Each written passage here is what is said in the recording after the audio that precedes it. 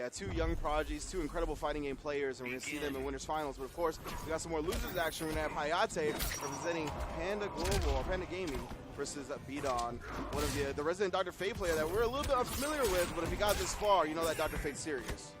Definitely. He beat a lot of really good players. Actually, even before that, so he lost round 1 of this tournament. Round 1. Wow. And this is a 309-man tournament. So this is not a tiny tournament. He lost round 1 to Dragon. Oh, right. Wow. Or no, I'm sorry, not Dragon. Whoa, Fox, Sonic Fox. Which either way, equally ridiculous. Yeah. So then he had to go through so many players. He beat Silvereye, he beat Destroyer, he beat Kevo the Man, he beat Zyfox. He made it all the way back up to losers, and now I'm sure he wants that run back with Fox. He's going to have to make it even further, but right now, Hayatei himself is really kind of putting a damper on that. Yeah, but BdON definitely looks more comfortable than I've seen any other Dr. Fate player in this game. Ooh. Even though he lost the first health bar to Hayatei, I feel like the decisions he's making, the way he's playing, shows a confidence that I have not seen replicated in any other Dr. Fate. Yeah, and we really don't see too many other Dr. Fates. We did see during the North American West online tournament, we saw a Dr. Fate, Lord Peanut, but they're few and far between. Oh, the glyph. Oh, Robin with a long distance sword. Taking a big life lead for Hayatei. I've been training since of course, representing that Panda Global, a Robin specialist, made winners top 8 at EVO and ended up taking home the 5th place prize. And you know what? We did hear during the patch note stream earlier today on this very channel that they were going to make it a little bit more safe for Dr. Fate to use that glyph. And I think that this might be one of those matchups where Robin can actually punish the glyph because he's got an extremely fast reversal special. And reversal specials technically count as 1 frame faster than they usually are. Yeah, I think one of Robin's biggest strengths is his horizontal distance, right? The horizontal distance he covers with that sword, allowing him for a lot of easy punishes on the glyph, and Hayatei taking a dominant first game. Did end up losing that first health bar, but seemed very much in control the whole first match. We'll see if BdON can bounce back, and hopefully we'll get him in the Dr. Fate. I don't know if he really has a vortex, but a little bit. Get his offensive games going. Yeah, he's got some really tricky stuff, especially if he can get his kind of charged onks out, the ones that he summons 3 of. But also he's got an ambiguous jump in, and really, of course, his main goal is going to keep Robin out indefinitely, which is going to be tough. Hayatei, I mean, if you're a player like Hayatei that has made it this far in so many tournaments with Robin, you know how to get through zoning. Exactly. Yeah, you have just that sense. He's got like, I don't know, his senses just tell him when there's a projectile coming. He's there, just like that. Exactly what I'm saying. Gets the hard knockdown into the unblockable setup. So dirty. Incredible start for Hayatei. Yeah, he puts the low battering out in the corner. He gets a little bit of follow-up. No meter for the continuous combo. He's going to flip out, trying to save that damage. Catches the backdash on the jump in. BdON wants this space, but that sword from Robin and Hayatei just reads him 2 on point. Yeah, and I gotta say, that was a really smart ender by Hayatei, because normally he could have just ended in the sword flip or anything easy, but instead he ended in the side switch, which is a special that you usually don't see as a combo ender, except for in that exact situation, because he was just enough to kill. Oh, wow, he actually absorbed the low battering with the armor back 3. I really like Hayatei's timings and uses of the trade from Robin. I think that's the big thing regarding being successful with this character, is making sure you're not predictable with your trade usage. Yeah, as soon as he throws down that, oh wow, nice. He uses it for a conversion. That's the strength of it. It's low and it gets great conversions. Wow, stopping him from doing anything, and that's a punish. My goodness. Hayatei's going to end it with a front throw. Wow. That is pretty dominant, but again, when we saw the stream earlier, I was literally asked, I was like, who actually does punish Glyph? Because almost nobody can, even the characters with the fastest advancing normals in the game. It's very hard for them to ever get a chance to punish Glyph. But this is the exact situation, and that Glyph is such a main part of Dr. Fate's game plan.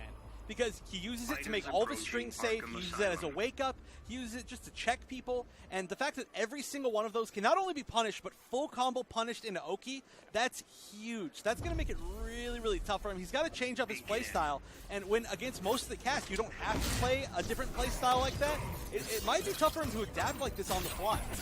Especially against a character like Robin that we very rarely see, and again, starting off with a strong opening. Exactly. What a tough draw for BdON this tournament, right? Of course, Sonic Fox in the first Voltron, going down, making it all the way back to top 8, and then going against Robin, a character that seemingly will be able to punish Glyph for a full combo at will. Side switch. Yeah, again, he's great at trying to keep that space. He knows that he doesn't want to have to get back in on a character like Faye. Even though he's got this advantage up close, he's still got to get in. Wow. He played footsies with his down 2. When you have a sword, man, it's amazing things you can do in the footsie game. I'll tell you that much. As a sword player myself. But now this is BdON's spot. If he wants to make this comeback, he's got to make it here. Yeah, he had to get away from that trade. He's been caught by that trade a few too many times, I think. Oh, wow, what a great combo. That is actually one of the more damaging combos that he can get, and he used it by just having one red on, which is a very, very specific timing, and it's very tough to do. Oh, gets the whiff punish. Won't be enough to get the kill, but the projectile follow-up catches Hayatei, trying to get frisky on wake up. Yeah, so BdON did manage to take back a huge chunk of life without even having to give up too much space. So he still has this entire life bar to just walk back, try to get a little bit more range, and ooh, nice block by Hayatei, knowing that the third off did hit him. See, BdON has the life lead now. This is the first time we've really seen Dr. Fate able to flex his game, right? With the life lead, he'll be able to zone easily, more effectively. Right, but now, I mean, he's so close to being able to just chip out Hayatei, but that is unsafe, like we said. I like this clash, though.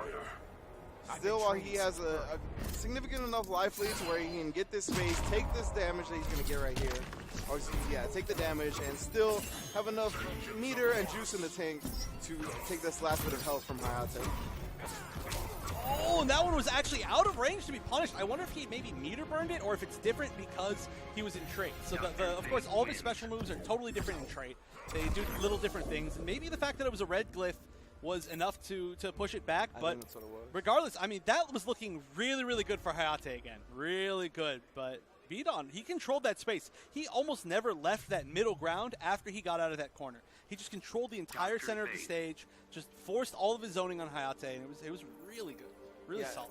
And I think once he got that life lead, he was like so comfortable, right? It seemed like he was like, okay, this is the Dr. Fate player we were expecting to see in top 8. He got that life lead, made great use of the ongs, the tools that come down from the top, and as well as just the projectiles, the fast speed. Of course, Robin's going to be trying to use either the dash, the assassin strike, or the meter burn roll. A couple of these ways to get in, but he seemed to be very aware once he had that life lead of the space he could control. All right, he's already starting off relatively strong. Oh, maybe not, but no full conversion from Hayatei.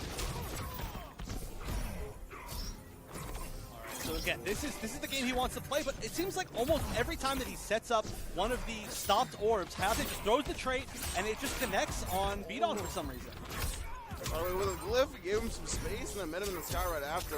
Hit him with all 3. Oh my goodness. Oh. Really good usage of the onks. You really don't see too many Fates being really comfortable in using those, especially in zoning him. Oh, he walked back the other way. I really like his usage right now because he's really becoming unpredictable with when he's going to do what, and that's catching Hayatei in the lights. You can see him being a lot more hesitant in how he's going to approach as letting BdON control the pace of the match. Yeah, and I think one of the biggest things is that BdON was playing like Hayatei was trying to get in hectically, but now that he sees that Hayatei is respecting a lot of his zoning, he's setting stuff up. So he's summoning his onks.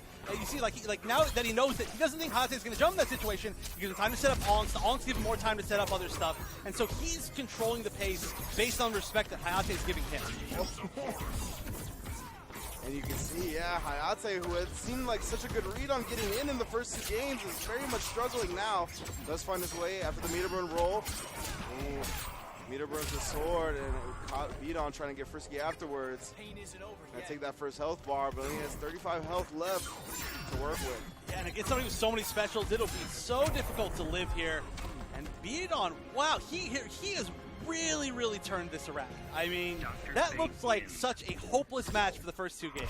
Yeah, we were talking about how Robin seemed like maybe a very strong matchup because of the punish on the glyphs, and he turned around, makes it 2-2 in an instant. I feel like we've barely seen one match, and it's already tied up. We're going to a game 5. I know, and I can't believe how fast those matches were considering he's his own character. Exactly, right? like what happened? He was just, great space control, great just always having something in Hayate's face, right? Hayatei, like you said, was a lot more patient of a player. He's not going to go in recklessly. He's going to pick his spots carefully. He's going to try to get the read. Going to try to figure out your habits for throwing projectiles. And once he saw that, BdON really mixed up his habits very well. And just Hayatei, you can physically see him get caught in the lights. He was just standing there crouching, like not really jumping, not like meter burn rolling. He was like, what the hell is this guy doing? Like, what kind of decisions is he making? And that's exactly the type of situation you need. Great anti-air to start off. He's going to get the first meter because of that as well. And again, an extremely good conversion. I mean, this is a level of, I mean, I've seen a bunch of other great fates, but this is a level of character familiarity, especially with conversions and spacing, that I really haven't seen much from any fate. And also just, again, the usage of the onks in zoning is ridiculous. Yeah. I really feel that's a big thing that's throwing Hayatei off. Oh, again, he found the read on the jump in that time. The onks were there to interrupt it. And I think that was actually a reaction from BdON. He used the onk to cover himself as soon as he saw that he was getting jumped. Oh, and then again, he's using that space now. He knows how to make the sword reversal from Robin whiff, and he's been punishing it consistently. Oh! What a beautiful punish. Again, the onk usage is just ridiculous. I have never seen a fate play like this. This is just insane. Looks up right through it, tries to get his face with the meter burn roll. The ball was there. Oh, trying for the anti-air shoulder tackle once again, but couldn't get it in time. Hayatei finally finding a big opening. Assassin strike in there, but the glyph is there to anti-air. It's so smart that he started using his glyph more as a spacing tool so that he can get it at a range where he can't be punished for it. Yeah, that's so smart. Great adjustments from BdON in this set. Hayatei will able to take the life bar though. Now it's match point for both players, where it looked like it was going to be a really one-sided set, but BdON with quite a bit of an advantage here. Oh, he canceled it. The back three, I like it. Oh, down to it. Wakes up with the glyph and hit him from that long a range. Just meter burn rolls into the ball, hits him low, 4 health left, and it will be a dead Hayatei. BdON brings it back 3 games in a row. Wow, that fate play was seriously, I've never seen anything like it. That is so